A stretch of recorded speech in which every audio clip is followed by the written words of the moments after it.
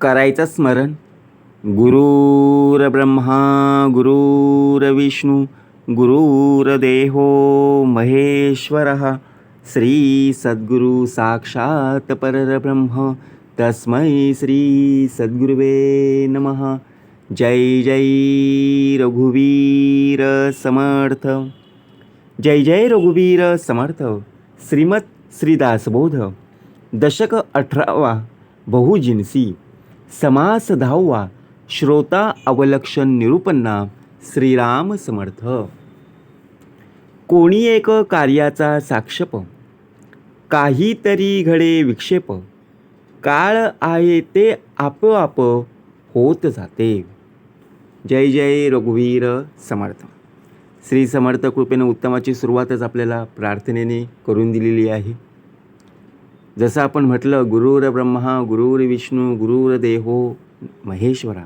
तिघांचं स्मरण करून झाल्यानंतर तिघांच्या पलीकडे असणारा श्री सद्गुरु साक्षात परब्रह्म तस्मै श्री सद्गुरुवे. कार्याला श्री सद्गुरु साक्षात बघा प्रत्यक्षपणे उभा आहे. पण प्रत्यक्षात जर आपण पाहायला गेलो, जशी आपण जय गर्जना जय घोषणा, बरोबर की नाही, जय जय रघुवीर समर्थ म्हटल्यानंतर बघा अंगातला जो आळस आहे तो निघून गेला. डोळ्यावरची झोप उडून गेली. लोकांची मतं आपण जाणून घेतली, लोकांचे विचार आपण ऐकून घेतले. पण या ग्रंथामध्ये सकळ ग्रंथांचं सार तो हा दासबोध. इथे प्रत्यक्ष भगवंताचं खुद्द वचन बघा. कारण या बोधातून प्रत्यक्षपणे दास घडला पाहिजे, म्हणून श्रीमत दासबोध. दशक 18वा. बहुजिन्सी. बहु म्हणजे अनेक, जिन्सी वस्तू, बरोबर की नाही, अनेक प्रकारचे. परंतु त्यातल्या समास 10वा. श्रोता अवलक्षण निरूपन्ना. समर्थ म्हणाले समास 10वा आहे. श्रोता म्हणजे कोण? तर ऐकणारा, उपदेश ग्रहण करणारा. अवलक्षण म्हणजे दोष, वाईट लक्षणे, उणीवा. आणि निरूपण म्हणजे वर्णन, स्पष्टीकरण. आता श्रोता अवलक्षण निरूपण म्हणजे श्रोत्यामध्ये असणाऱ्या दोषांचं किंवा वाईट लक्षणांचं वर्णन किंवा स्पष्टीकरण. समर्थ म्हणतात आजच्या या समासामध्ये उपदेश किंवा ज्ञान ऐकताना आपल्याला आळस येत असतो. आळस करणे, लक्ष न देणे, संशय घेणे, अहंकार बाळगणे, मध्येच बोलत राहणे इत्यादी दोष श्रोत्याने आता टाळले पाहिजेत. आजचा समास का महत्त्वाचा आहे? कारण चांगला श्रोता एकाग्रतेने, नम्रतेने आणि समजून घेण्याच्या वृत्तीने ऐकत असतो. आपल्याला ज्ञान प्राप्त करायचं असेल तर प्रथम चांगला श्रोता बनणं आवश्यक आहे. श्रोत्यातील दोष दूर केल्याने ज्ञानाचा खरा लाभ होत असतो. म्हणून समर्थाने आजचा हा समास श्रोता अवलक्षण निरूपन्ना आपल्यासाठी प्राप्त करून दिलेला आहे. करूया श्रवण. श्रीराम समर्थ. कोणी एक कार्याचा साक्षेप, काहीतरी घडे विक्षेप, काळ आहे ते आपोआप होत जाते. समर्थ म्हणाले आपण कुठल्याही एखाद्या कार्यासाठी प्रयत्न सुरू केला की त्यात काही ना काही विघ्न येतच असतात. होतं असं, नाही अशातला भाग नाही. चांगल्या एखाद्या कार्याची सुरुवात केली की काहीतरी बघा आपलं ज्या तऱ्हेने, ज्या पद्धतीने आपण नवीन कार्याला सुरुवात केली तिथे विघ्न आलेले आहेत. काळ अनुकूल असेल तर कार्य आपोआप होत जाते. मग विचार नाही करायचा. आता कितीही अडचण आली, कितीही विघ्न आले, कितीही संकट आले, परंतु काळ अनुकूल आहे तर कार्य बघा आपोआप होत असते. आपण विचार करतो ना, अरे या कार्यामध्ये अशी विघ्न आलीत, अशी संकट आलीत, आता कार्य पूर्ण होईल की नाही माहीत नाही. परंतु विश्वास जर परमेश्वरावर असेल, विश्वास जर ईश्वरावर असेल, तर कार्य सिद्धीस नेण्यास श्री समर्थ आहे. म्हणून उत्तमाचा भाग आपल्याला पहिलीच ओवी, कोणी एक कार्याचा साक्षेप, काहीतरी घडे विक्षेप, काहीतरी घडतंय विक्षेप, पण काळ आहे ते आपे आप होत जाते. कार्यभाग होत चालिला, तेने प्राणी शोक झाला, विचारही सुचो लागला, दिवसेंदिवस. कार्यभाग होऊ लागला की त्यामुळे माणूस का होतो, मनुष्यदेह उल्हासित होतो, आनंदी होतो, त्याला हौस वाटू लागते, आनंद वाटतो आणि दिवसेंदिवस नवीन विचारही सुचू लागतो. म्हणून समर्थ म्हणाले, कार्यभाग होता चालिला, तेने प्राणी शोक झाला. आता विचार जर केला, एखादं आपण कार्य करायला सुरुवात केली, ते कार्य करताना किती आनंद होतो बघा. एखादं नवीन काम आपल्या आवडीचं असेल, आपण विचार करतो, अरे खूप चांगलं झालं, बरोबर की नाही. म्हणजे त्यामध्ये कितीही जरी अडचणी आल्या तरी आपल्याला आनंद वाटत असतो, कारण आपल्याला माहिती आहे की आपण ते करणार आहोत. अनेक विचार नवनवीन आपल्याला पाहायला मिळत असतात, अनुभवायला मिळत असतात. विचारही सुचू लागला दिवसेंदिवस, आता नवीन काय करायचं आहे. एखादं कार्य करायला घेतलं, आपल्या डोक्यामध्ये अनेक कल्पना येत असतात, मनामध्ये अनेक कल्पना येत असतात की आता कसं करायचं आहे, पुढे कसं प्लॅन करायचं, बरोबर की नाही. का तिथेच आपण थांबून राहतो, नाही. म्हणून समर्थ म्हणाले, कोणी एक प्राणी जन्मासी येतो, काहीतरी काळ सहाय्य होतो, दुःखाउपरी सुख देतो, देव कृपाळूपणे. समर्थ म्हणाले, कोणीही माणूस जन्माला येतो तेव्हा काही काळाने त्याला अनुकूलता लाभते, पण काही अनुकूल तर काही प्रतिकूल होतच राहतं. म्हणून लक्षात ठेवा, प्रत्यक्षात जर आपण पाहायला गेलो, कोणी एक प्राणी जन्मासी येतो, ज्यावेळी मनुष्यदेह जन्माला येतो तेव्हा काही काळाने त्याला अनुकूलता तर लाभतेच, दुःख सोसल्यावर देव त्याला कृपाळूपणे सुख देतो. ज्या ज्या वेळेला दुःख येतं तेव्हा आपण शांतपणे बघा राहत असतो की बाबा माझ्या वाटेला दुःख आलेले आहेत, परंतु ते दुःखाचे दिवस कधी निघून जातात आणि केव्हा सुखाचे दिवस पाहायला मिळतात ते आपल्याला सुद्धा कळत नाही. म्हणून समर्थ म्हणाले, अवघाची काळ जरी सजे, तरी अवघेची होती राजे, काही सजे काही न सजे, ऐसे आहे. समर्थ म्हणाले, सर्वच काळ जर अनुकूल होईल बघा, तर सर्वच राजे होतील ना. हाताची बोटं समान आहेत का, पुन्हा पुन्हा का भाग द्यावा लागला, नाही ना. हाताची बोटं सारखी नाही आहेत, सर्वच श्रीमंत नाही आहेत, सर्वच गरीब नाही आहेत, त्यातले काही अनुकूल आहेत, त्यात काही प्रतिकूल आहेत, बरोबर की नाही. म्हणून समर्थांनी सुंदर भाग दिलेले आहे, अवघाच काळ जरी सजे, तरी अवघेची होती राजे, काही सजे काही न सजे, ऐसे आहे. इहलोक अथवा परलोक, साधता कोणी एक विवेक, अद्भुत होय स्वाभाविक, देणे ईश्वराची. समर्थ म्हणाले, इहलोक आणि परलोक, इहलोकांत आणि परलोकांत साधता कोणी एक विवेक. आता विवेक समर्थांनी भाग दिलेलाच आहे. अद्भुत होय स्वाभाविक, आता प्रत्येकांचा स्वभाव पाहणं गरजेचं, कारण या पृथ्वी तलावर जन्माला आलेले आहेत, प्रत्येकजण प्रत्येकाच्या स्वभावानुसार वागत असतो, देणे ईश्वराचे, बरोबर की नाही. ऐकल्या विन कळले, शिकल्या विन शहाणपण आले, ऐसे देखिला न ऐकले भूमंडळी. समर्थ म्हणाले, या पृथ्वी तलावर या जगात ऐकल्याशिवाय कळले आणि शिकल्याविन शहाणपण आले, असे कधी पाहिलेलं पण नाही आणि ऐकलेलं सुद्धा नाही. आता जर आपण कोणी आपल्याला सांगायला आलं, ऐकल्याशिवाय कळलं का आपल्याला? त्याने सांगितलं म्हणून आपल्याला ऐकलं आपण, आणि ऐकलं त्यामुळे आपल्याला कळलं, अरे हां, असं असं झालं आहे.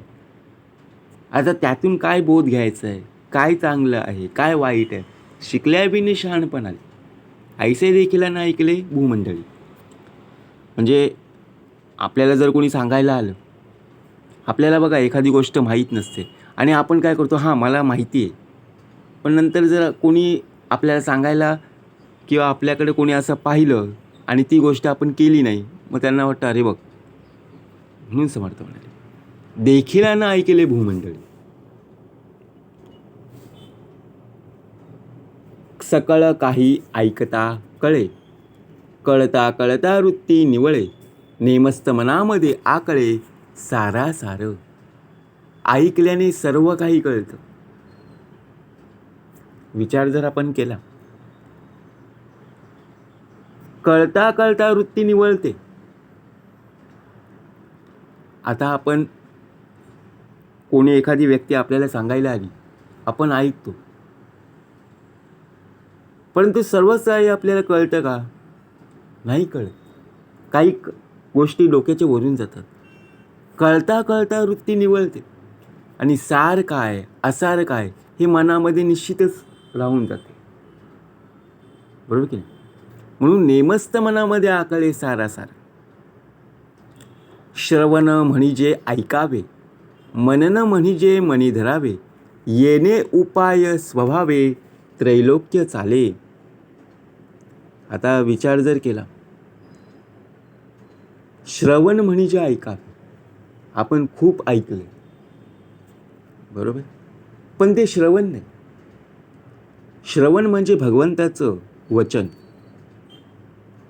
भगवंताचं निरूपण. का? कारण बघा, लोक सांगतात, आपण ऐकतो, ते श्रवण झालं का? नाही. ते लोकांची मतं आपण जाणून घेतली. त्यात काय सार काय असार हे कळलं पाहिजे. म्हणून समर्थ म्हणले, श्रवण म्हणजे ऐकावे आणि मनन म्हणजे मनी धरावे. मनन म्हणजे मनात उत्तम प्रकारे धारण करता आलं पाहिजे. नुसतं ऐकलं म्हणून ऐकायचं नाही आहे, ते मनामध्ये धरून ठेवता आलं पाहिजे. आणि याच प्रकारे त्रैलोक्यात स्वाभाविकरित्या ज्ञानाची देवाणघेवाण होत असते. श्रवणा आड विक्षेप येती, नाना जिनस सांगो किती, सावध असता प्रत्यय येती, सकळ काही. श्रवणाच्या आड नाना विक्षेप येतात. आपण सुद्धा बघा, ज्या वेळेला श्रवण आहे त्यावेळेला आपल्याला बघा झोप येते, बरोबर? नक्कीच ना. कंटाळा येतो, आळस येतो. उपासना करायला बसलो, देवाची भक्ती करायला बसलो की पायाला मुंग्या येतात. तेव्हा दरवाजात कोणीतरी बेल वाजवतं, तेव्हाच मोबाईलची रिंग वाजते. अनेक बघा प्रत्यक्षपणे कारणं पाहायला मिळतात. किती म्हणून सांगायचं? आता सावधपणे आपण पाहिलं पाहिजे. अनुभवाने आपण बघा प्रत्यक्षपणे सर्व काही आपल्याला कळत असेल. म्हणून समर्थ म्हणाले, श्रवणी लोक बैसले, बोलता बोलता एकाग्र झाले, त्या उपरी जे नूतन आले ते एकाग्र नव्हेती. लोक श्रवणाला बसलेले असतात, वक्ता बोलत असतो, तो जसजसा बोलतो तसं श्रोत्यांचं मनही एकाग्र होत असतं. समोरची व्यक्ती बघा, समोरचा वक्ता काय बोलत आहे याकडे जर आपण जाणीवपूर्वक लक्ष दिलं, ऐकलं, मन एकाग्र होतं. इतक्यात काही नवीन लोक ऐकायला येतात. त्यांच्या येण्याने श्रोत्यांच्या श्रवणात विक्षेप येतो, मग त्यांचं मन एकाग्र होऊ शकत नाही. आता आपण जर श्रवणाला बसलेलो आहोत आणि आपल्या बाजूला कोणीतरी नवीन व्यक्ती आलेली आहे, आपलं लक्ष कुठे जाणार? श्रवणाकडे जाईल का? नाही आहे, त्या नवीन व्यक्तीकडे जाईल. तो कसा ऐकतोय, काय करतोय, बरोबर? बघा, एखादा हॉल असतो, त्या हॉलमध्ये पंखे असतात, बरोबर? त्या पंख्याचा आवाज जर येत असेल तर आपलं लक्ष कुठे गेलं? पंख्याकडे गेलं. एखादी नवीन लाईट लावलेली आहे, त्या लाईटाकडेच आपण पाहत राहणार. आपलं लक्ष श्रवणाकडे आहे का? नाही आहे. आपण तिथे बसलेलो आहोत, परंतु लक्ष श्रवणाकडे नाही आहे. श्रवणी लोक बैसले, बोलता बोलता एकाग्र झाले, त्या उपरी जे नूतन आले ते एकाग्र नव्हे ती. मनुष्य बाहेर हिंडोनी आले, नाना प्रकारीचे ऐकले, उदंड गलबलू लागले, उगे असे ना. समर्थ म्हणाले मनुष्य देह बाहेरून हिंडून येतो, त्याने नाना प्रकारच्या गोष्टी ऐकलेल्या असतात, त्यामुळे त्याच्या मनात एकच गोंधळ असतो आणि त्याला तोच गोंधळ स्वस्थ बसून देत नाही. म्हणून समर्थ म्हणाले आपण घरामध्ये असतो तेव्हा बघा आपल्याला काही कळत नसतं, परंतु बाहेर गेलो ना की आपण चारही दिशा आपण पाहतो, काय चाललंय, कुठे चाललंय, नाना प्रकारीचे ऐकले, अनेक गोष्टी आपल्याला ऐकायला मिळतात. ती व्यक्ती काय बोलते, रस्त्यातून जाताना इकडची व्यक्ती बघा बोलत असताना आपल्याला सुद्धा ऐकायला येतं, बरोबर की. म्हणून समर्थ म्हणाले उदंड गलबलू लागले, त्यामुळे काय होतं मनामध्ये एकच गोंधळ होतो. रस्त्यातून चालत असताना सुद्धा जी व्यक्ती बोलत होती ना त्या गोष्टीचा आपण विचार करत जातो आणि त्यामुळे आपल्याला त्यांचं वाक्य असेल, त्यांचं बोलणं असेल, आपल्याला स्वस्थ बसून देत नाही. प्रसंग पाहोन चालती, ऐसे लोक थोडे असती, श्रवणी नाना विक्षेप होती, ते हे ऐका. समर्थ म्हणाले प्रसंग पाहून योग्य प्रकारे वर्तन करणारे लोक फारच थोडे असतात. आता प्रसंग, समर्थ म्हणाले प्रत्येक जणांना प्रसंग आहे, असं नाही फक्त तुलाच आहे, नाही, प्रत्येकाला प्रसंग आहे, परंतु प्रसंग पाहून योग्य प्रकारे वर्तन करणारे लोक आताच्या दुनियेत या पृथ्वी तलावर फार थोडे आहेत. त्यामुळे श्रवणात नाना विक्षेप येतात, तेही आता आपण ऐकलं पाहिजे. श्रवणी बैसले ऐका, आडो लागलीसी काया, येती कडकडा जांभया, निद्रा भरे. का भाग द्यावा लागला? श्रवणी बैसले ऐकाया. आता श्रवण चालू आहे, वक्ता समोर बोलत आहे आणि बोलत असताना, श्रवण करत असताना आडो लागलीसी काया, पण काही लोकांचं अंग अवघडू लागतं. बघा बसल्यानंतर त्रास होतो, पाठीला बघा कर येतो, पायाला मुंग्या येतात आणि येती कडकडा जांभया, मग झोपेच्या भरात कडकडा जांभया येतात. असं का होतं? एखादा बघा चित्रपट चालू आहे थिएटरमध्ये, तिथे बघा झोप लागेल का आपल्याला? झोप येईल का? तिथे जांभया येतील का? नाही. पुढे काय होणार आहे, पुढे काय होणार आहे, यामुळे काय होतं बघा आपला देह तिथे तत्पर असतो, परंतु इथे श्रवण करता करता बघा आपल्याला झोप येते, डोळा लागतो. आडो लागलीसी काय म्हणजे लोकांचं अंगसुद्धा तिथे अवघडू लागतं, तिथे बसून बसून आपल्याला कंटाळा येतो, मग जांभया काय येतात. म्हणून समर्थ बैसले सुचित करुणी मना, परी ते मनची ऐकेना, मागे होते ऐकले नाना, तेची धरुणी बैसले. काही लोक मन एकाग्र करून श्रवण करायला येत असतात. आता विचार जर केला पण त्यांचं मनच त्यांना आवरत नाही. पूर्वी जे काही ऐकलेलं असतं तेच मनात सारखं आठवू लागतं. आपण एखाद्या वेळी श्रवण करायला येतो, मन एकाग्र करून बघा पूर्णपणे बसतो, परंतु मनामध्ये असे विषय येतात ना, ते विषय बघा आपल्याला जे श्रवण चाललेलं आहे ते श्रवण करून देत नाही. आपण त्याच विचारांमध्ये अजून आहोत. मागे होते ऐकले नाना, तेची धरूनी बैसले, तेच आपण धरून बसलेलो आहोत. पुढे समोरची व्यक्ती काय बोलत आहे, वक्ता काय सांगत आहे, त्याच्याकडे आपले लक्ष नाही. तत्पर केले शरीर, समर्थ म्हणाले, परी मनामध्ये अनेक विचार, कल्पना कल्पितो विस्तार, किती म्हणून सांगा. समर्थ म्हणाले तत्पर केले शरीर. ज्या प्रकारे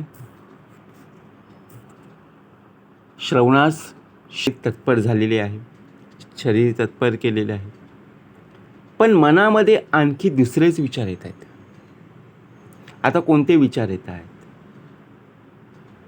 आणि मग मग मन बघा नाना कल्पना करू लागतो. त्यांचा विस्तार किती म्हणून आता सांगायचा.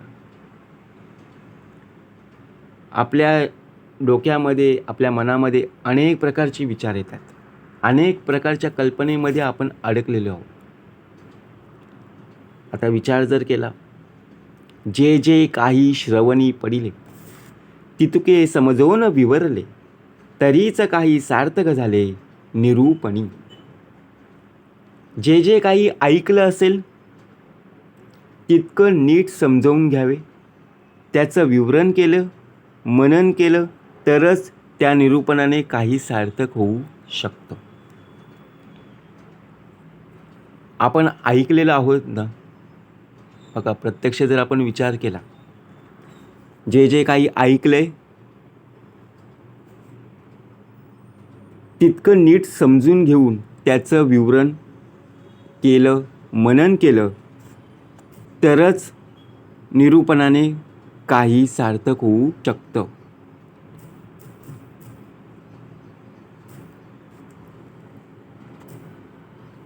प्रत्यक्षात आत्तापर्यंत श्रवण केलं, श्रवणाचं मनन केलं, मनन निजध्यास करता पाहिजे. मन दिसते माधरावे, ज्याचे त्याने आवरावे, आवरून विवेक धरवे अर्थांतरी. समर्थ म्हणाले, मन जर दिसलं असतं तर त्याला धरून ठेवता आलं असतं. पण ते दिसत तर नाही ना. का दिसतंय? म्हणून ते ज्याचं त्यानं आवरायला हवं आणि आवरून धरून विवेकाने अर्थावर मन एकाग्र करता आलं पाहिजे.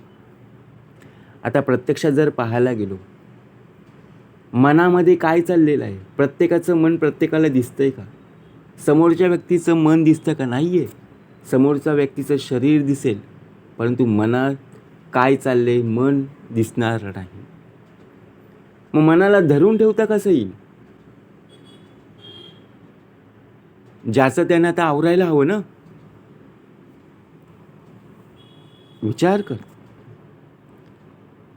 म्हणजे प्रत्यक्षात जर आपण पाहायला गेलो ना,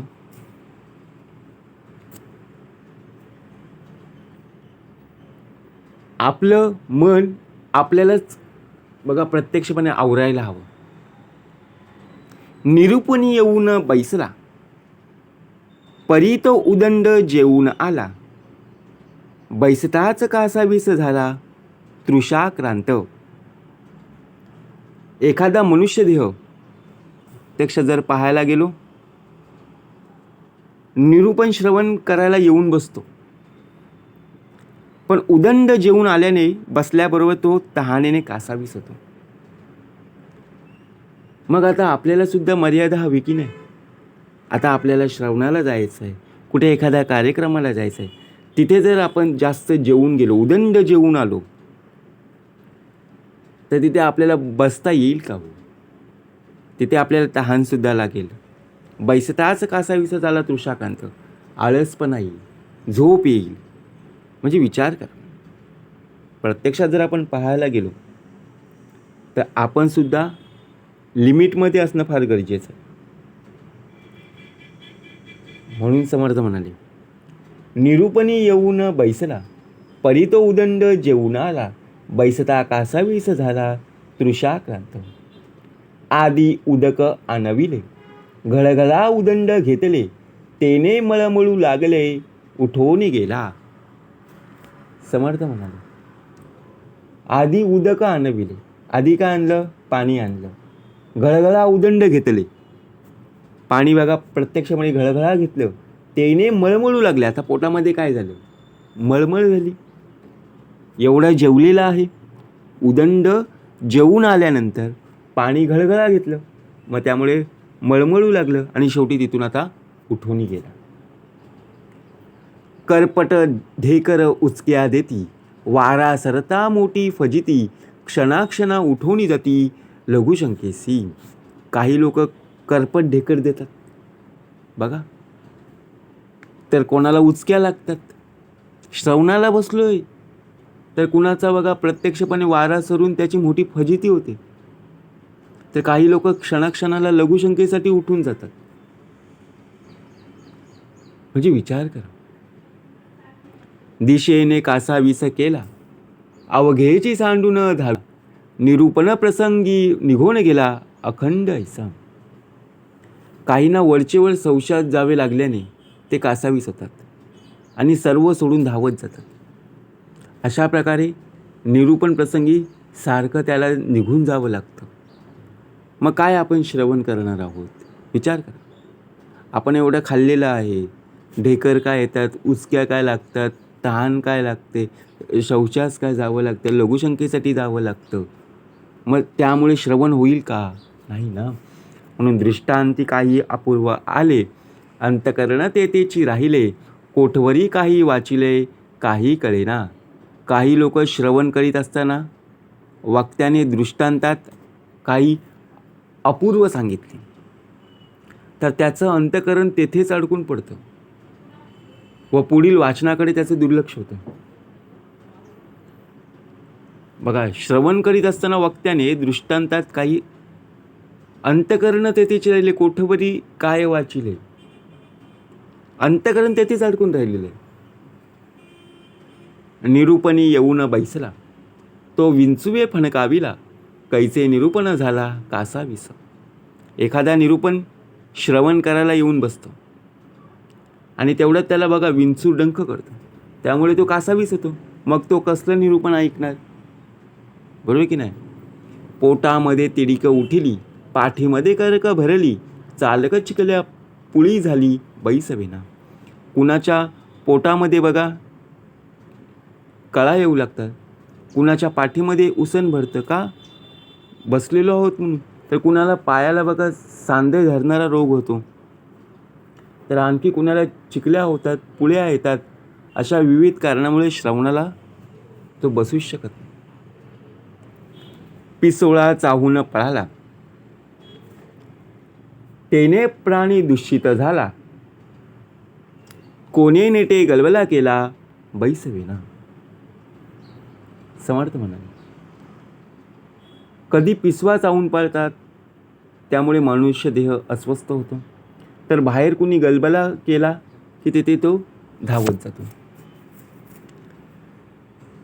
विषय लोक श्रवणी येती, ते बायकांकडेच पाहती, चोरटे लोक चोरून जाती पादरक्षा. आता विचार जर केला, विषयी लोक श्रवणाला आले की ते स्त्रियांकडेच पाहतात ना. विषय वासनेमध्ये अडकलेली देह आहेत, ते श्रवणाला आले की श्रवण करतील का? नाही, ते स्त्रियांकडेच पाहत बसतील. तर चोरटे लोक लोकांची पादत्रेने चोरून नेण्याचं प्लॅन करत असतात. म्हणून समर्थ म्हणाले, कुणाच्या अंतरी लागेल धक्का, ऐसी वर्तन करू नका आणि कुणालाही बोलू नका. कारण का? प्रत्यक्षपणे भाग दिलेला आहे. विषयी लोक श्रवणी येती, ते बायकांकडेच पाहती, चोरटी लोक चोरून जाती पादरक्षा. होय नवे वाद विवाद, तेने उदंड झाला खेद, सिव्या गाळी अप्रमाद, होता चुकला. समर्थ म्हणाले, कधी कधी निरूपणात अस्ती आणि नास्ती असा वादविवाद होऊन उदंड खेद असतो, आणि कधी कधी शिवीगाळ, मारामारी इत्यादी गोंधळून श्रवण होत असतं. कोणी निरूपणी बैसती, सावकास गोष्टी लाविती, हरिदास ते रे रे करती पोटासाठी. कोणी निरूपणाला म्हणून येतात आणि सावकाश आपापसात गोष्टी करत बसतात. बघा, ज्यावेळी आपण श्रवणाला येतो त्यावेळी आपण शांतपणे बसत नाही, इकडच्या तिकडच्या आपण गोष्टी सांगत असतो. आपण कुठे आलेलो आहोत, कुठल्या गोष्टी चाललेल्या आहेत. हरिदास पोटासाठी रे रे करती, रटाळपणे कथा करीत असतो. बहुत जाणते मिळाले, एकापुढे एक बोले, लोकांचे आशय राहिले कोण जाणे. एखाद्या वेळी अनेक विद्वान लोक श्रवणास येतात आणि एकापुढे एक स्वतःचंच मत सांगत असतात, म्हणून श्रोत्यांचं आशय कोणीच जाणत नाही. आता माझं होय तुझं नव्हे, ऐसी अखंड जयास सवे, न्याय नीती सांडून धावे अन्यायाकडे. माझेच म्हणणं खरं तुझं नव्हे, असं करायची अखंड सवय ज्यांना असते ना, म्हणजे जे आपलंच म्हणणं खरं करू पाहतात, लोकांचं ऐकूनच घेत नाही आहे, ते न्यायनीतीचा विचार न करता अन्यायाकडे धाव घेतात. म्हणजे माझंच खरं. आपल्या थोरपणासाठी आच्या वाच्या तोंडपिठी, न्याय नाही ते शेवटी परमान्यायी. आपला थोरपणा सिद्ध करण्यासाठी ते अव्वाच्या सव्वा वाटेल तसं बघा प्रत्यक्षपणे बोलत सुटतात. त्यामुळे त्यांचं बोलणं न्यायाचं नसतं, खरं नसतं, परम अन्यायच होत असतो. म्हणून समर्थ म्हणले, आपल्या थोरपणासाठी आच्या वाच्या तोंडपिठी, न्याय नाही रे ते शेवटी परमान्यायी. एकेकडे अभिमान उठे, दुसरेकडे उदंड पेठे, ऐसे श्रोते खरे खोटे कोण जाणे. समर्थ म्हणाले, एकेकडे अभिमान. कोणाला अभिमान आलेला आहे? आपल्यालाच. दुसरीकडे उदंड पेठे, ऐसे श्रोते खरे खोटे कोण जाणे. कोणावर विश्वास ठेवायचा? समर्थ म्हणाले. बरोबर की नाही? म्हणून प्रत्यक्षपणे भाग दिलेला आहे. म्हणून जाणते विचक्षण, ते आधीच धरती नेणपण, मूर्ख टोनपा आपण काहीच नाही. म्हणून जाणते विचारवंत श्रोते असतात, ते आधीच नेणतेपणे धरत असतात, म्हणजे आपल्याला काहीच कळत नाही आहे. आपण जर विचार केला, आपण मूर्ख अडाणी असून आपण म्हणजे काहीच नाही असं ते दाखवत असतात. बघा, आपणाहून देव थोर, ऐसा जयास कळला विचार, सकळ काही जगदांतर तेही राखावे. आपल्यापेक्षा देव थोर आहे हे त्यांना स्वानुभवाने कळलेलं असतं, आणि तो देवच जगात सर्वांच्या अंतर्यामी आहे ते हे जाणवत असतं. म्हणून ते सर्वांचं अंतःकरण सांभाळतात, कोणालाही दुखवत नाही. आपल्यापेक्षा देव थोर आहे, कारण विश्वाचा मालक आहे. बरोबर की नाही? युगानुयुगे एकलाची एक, चालवितो तिन्ही लोक. सभेमध्ये कळहो झाला, शब्द येतो जाणत्याला, अंतरे राखून ऐसिकला कैसा योगी. सभेमध्ये जर कलह झाला, भांडण झालं, वाद झाला, तर त्याचा दोष जाणत्याकडेच येतो. बरोबर? जो लोकांचं अंतःकरण राखू शकत नाहीये, तो बघा प्रत्यक्षपणे योगी म्हणून घेण्यास पात्र नसतो. अंतरे राखो नाही शिकला कैसा योगी. म्हणजे विचार जर केला, आपण जर बघा प्रत्यक्षपणे भांडण करायला गेलो, आपल्यामुळे नाव कोणाचं खराब होतं? आपल्या घरच्यांचं तर होतंच, आणि बघा प्रत्यक्षात जाणत्याकडे. बरोबर की नाही? म्हणून आपल्यामुळे कोणाला दोष लागता कामा नये. वैर करिता वैरची वाढे, आपणास दुःख भोगणे घडे, म्हणून शहाण्याचे कुकडे कळू आले. वैर केल्यानेच वैरच वाढते आणि आपल्याला दुःख भोगावं लागतं. यावरून शहाण्या माणसाचं गूढ विचार कळून येत असतात. अखंड आपणा सांभाळीती, शुल्लकपण येऊ नेंदिती, थोर लोकांचं क्षमा शांती अगत्य करणे. आपला थोरपणा ते अखंड सांभाळत असतात, स्वतःकडे शुल्लकपणा येऊ देत नाही. थोर लोक असतात ना, त्यांच्या ठिकाणी क्षमा आणि शांती हे गुणच आवश्यक आहे. अवगुणापासी बैसला गुणी, अवगुण कळतो तक्षणी, विवेक पुरुषाची करणी विवेक होते. अवगुणी माणसाजवळ गुणी माणूस बसला की तुलनेने त्वरित अवगुण स्पष्ट कळून येतो. विवेकी पुरुष नेहमीच विचाराने वागत असतो. उपाय पर्याय दीर्घ प्रयत्न, विवेक बळे नाना यत्न, करील तयाचे महिमान तोची जाणे. जो पुरुष उपाय, त्यांचा पर्याय म्हणजे इतर मार्ग, आणि दीर्घ प्रयत्न तसंच विवेकाच्या बळावर अनेक प्रयत्न करणं जाणतो, त्याची थोरवी लोकांना कळणं कठीण होत असते. दुर्जनी वेद बघा वेवदवरून घेतला, बाष्कळ लोकी घसरिला, विवेकापासून चेवला विवेक कैसा. जो दुर्जनांनी वादविवाद बेजार केल्याने, मूर्ख लोकांनी डिवचल्यामुळे विवेक भ्रष्ट होत असतो, त्याला विवेकी कसं म्हणता येईल? न्याय पर्याय उपाय मूर्खास हे कळे काय, मूर्खाकरिता चिवडा होय मज्जा लसीचा. न्याय म्हणजे काय, पर्याय म्हणजे काय, उपाय कुठला आणि कसा करावा हे मूर्खाला काय कळणार, कसं कळणार? आणि त्यामुळे सभेचा विचका होत असतो. म्हणून मूर्खाकरिता चिवडा होय मज्जा लसीचा. मग ते शहाणे नीट करीती, स्वये साहोन साहविती, स्वयेस करून करविती लोकांकरवी. असा प्रसंग आला की शहाणे लोक स्वतःला त्रास सोसून परत सर्व काही सुरळीत करत असतात. ते स्वतः त्रास सोसतात आणि लोकांकडूनही सोसवितात. म्हणून स्वतः सर्व कार्य सुरळीतपणे करतात आणि लोकांकडूनही करवितात. पृथ्वीमध्ये उदंड जन, जनामध्ये असती सज्जन, जयांकरिता समाधान प्राणी मात्रांसी. पृथ्वीवर असंख्य लोक आहेत, बरोबर की नाही? त्यामध्ये सज्जनही आहेत, त्यांच्यामुळे प्राणीमात्रांना समाधान लाभत असते. पशुपक्षी गुणवंत त्यास कृपा करीती समर्थ. तो मनोगतांची अंगे जाणे, मान प्रसंग समयोजाने, संतप्त लागे निववू जाणे नाना प्रकारे. सज्जन पुरुष लोकांचं अंतकरण बरोबर जाणतो. मान प्रसंग काळवेळ याचं त्याला अचूक ज्ञान असतं. आणि जे लोक संतप्त झालेले असतात त्यांना नाना प्रकारे कसं निववावे हेही तो जाणत असतो. ऐसा तो जाणता लोक, समर्थतयाचा विवेक, त्याचे करणे काही एक, जनास कळेना. समर्थ म्हणाले, ऐसा तो जाणता लोक. जाणता प्रत्यक्षपणे विचार जर केला तर समर्थतयाचा विवेक. बघा, विवेक आपल्या अंतरी असणं फार गरजेचं आहे.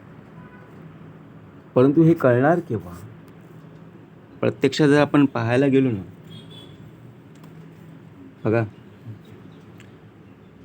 बहुत जनाचं चालवी, नाना मंडले हळवी, ऐसी हे समर्थ पदवी विवेक होते. बहुत जनांचं चालवणारा कोण आहे याचा आपण कधी विचार केला का? विवेक एकांती करावा.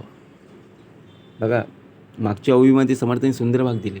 अनेक लोकांना तो कामास लावतो, नाना लोकांचं समुदाय तो कार्यप्रवण करत असतो. ही समर्थ पदवी त्याला विवेकामुळे प्राप्त झालेली आहे. विवेकी एकांती करावा, जगदीश धारणेन धरावा, लोक आपला आणि परावा म्हणूची नाही. बघा, प्रत्यक्ष जर आपण पाहायला गेलो, एकांतात बसून विवेक करता आला पाहिजे.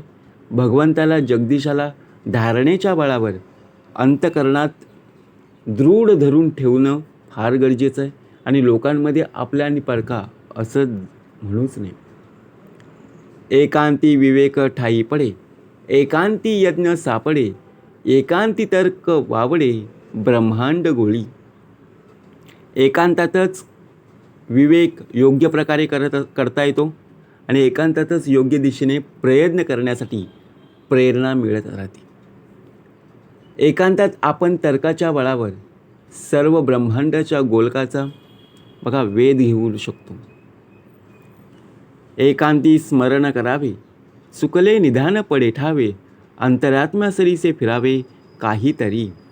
एकांतात स्मरण केल्याने चुकलेलं निधान म्हणजे आत्मवस्तू ती प्राप्त होत असते. म्हणजे विचार करा, आपल्याला स्मरण करणं फार गरजेचं आहे. एकांतात स्मरण करायचं. लोकांना दाखवण्यासाठी स्मरण करू नकोस, लोकांना दाखवण्यासाठी भक्ती करू नकोस. एकांती स्मरण करावे. जी आपल्याकडून चूक झालेली आहे ती बघा, प्रत्यक्षात आपल्या अंतरी निवेदन ठेव. प्रत्यक्षात आपल्या अंतरी असणाऱ्या भगवंताला सांग, ती नक्कीच दूर होईल. अंतरात्म्या सरीसे फिरावे काहीतरी. जयास एकांत मानला, अवघ्या आधी कळे त्याला, त्या वेगळे वडीलपणाला ठावची नाही. समर्थ म्हणाले, ज्याला एकांत मानवतो, ज्याला एकटं राहायची बघा मजा वाटते, ज्याला एकांतात खूप आनंद वाटतो त्यालाच सर्वांच्या आधी ज्ञान होतं. कारण का प्रत्यक्षात त्याच्या डोक्यामध्ये अनेक विचार नसतात. ज्याला मोठेपणा मिळवायचा आहे त्याला एकांताशिवाय दुसरा पर्याय नाही. बघा म्हणून प्रत्यक्षात कसा भाग दिलेला आहे, अवघ्या आधी कळे त्याला त्या वेगळे वडीलपणाला ठावची नाही. मोठेपणा मिरवायचं आहे का मोठेपणा मिळवायचं आहे हे ज्याचं त्याने ठरवलं पाहिजे. आणि त्यासाठी त्याला एकांत शिवाय दुसरा पर्याय नाही. म्हणून समर्थ म्हणाले एकांती स्मरण करणं आत्ताच्या या कलियुगामध्ये फार गरजेचं आहे. जयास एकांत मानला अवघ्या आधी कळे त्याला त्या वेगळे वडीलपणाला ठावची नाही. इति श्रीदासबोधे गुरुशिष्य संवादे श्रोता अवलक्ष निरूपन्नाम समास 10वा. जय जय रघुवीर समर्थ.